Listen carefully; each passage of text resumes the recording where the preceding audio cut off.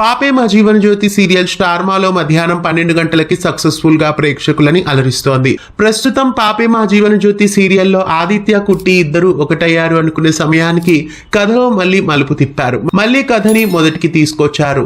ఆదిత్య కుట్టీలని మళ్ళీ దూరం చేయడానికి అలేఖ్య జీవన కలిసి ఒక ప్లాన్ చేస్తారు. సునంద కుట్టికి ₹1,00,00,000 బ్రీఫ్ కేస్ ఇచ్చి అది ఒక వ్యక్తికి అందజేయమని చెప్తుంది.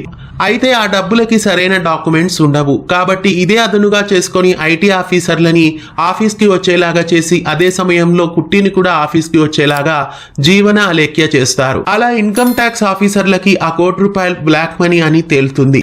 దాంతో సునందాదేవి తన పరువు పోయింది అని ఇప్పుడు కుట్టి మీద కోపంగా ఉంది. ఈ సమయంలో ఆదిత్య కుట్టిని ఇంటికి రావద్దని పుట్టింటికి వెళ్ళమని చెప్తాడు. బాధతో కుట్టి పుట్టింటికి వెళ్లి సింహాద్రి పద్మలకి విషయం చెప్తుంది.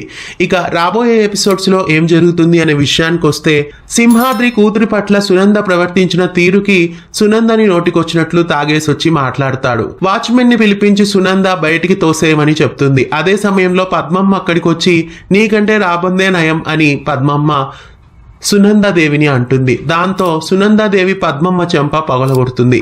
ఇక అదే సమయంలో కుట్టి అక్కడికి వస్తోంది.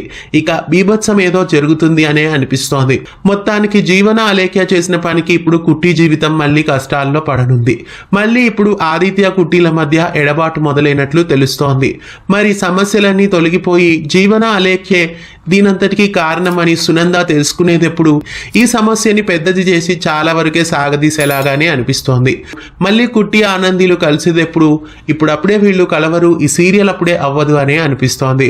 పాపే మా జీవన జ్యోతి సీరియల్లో సమస్య త్వరగా తొలగుతుంది అని మీరు అనుకుంటున్నారా, లేదా ఈ సమస్యను పెద్దది చేసి మరింత సాగదీయబోతున్నారా? మీకేమనిపిస్తోంది కామెంట్స్ లో తెలియజేయండి. పాపే మా జీవన జ్యోతి సీరియల్ ని మధ్యాహ్నం 12 గంటలకి స్టార్ మాలో మిస్ కాకుండా చూడండి.